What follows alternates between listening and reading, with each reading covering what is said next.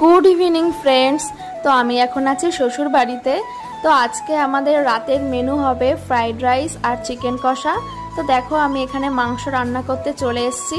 তো বাটা মশলাগুলো দিয়ে ভালো করে মাংসটা কষানো হয়ে গেছে। আমি করছিলাম রান্না আর মাংসের গন্ধ পেয়ে দেখো লালি চলে এসছে রান্নাঘরে। তো এই কুকুরটা হলো আমাদের বাড়ির সবচেয়ে পুরনো কুকুর। তো ওই একমাত্র ঘরে থাকে আর কাউকেও ঘরে ঢুকতে দেয় না। তো যাই হোক, এখানে দেখো ফ্রাইড রাইসের জন্য সমস্ত ভেজিটেবলসগুলো ভেজে নিচ্ছি। তো এখানে ভাত রেডি হয়ে গেছে আর এখানে ছিল চিকেন কিমা, ছিল চিংড়ি মাছ ভাজা, গাজর, ক্যাপসিকাম, কাজু কিশমিশ আর ছিল বিনস।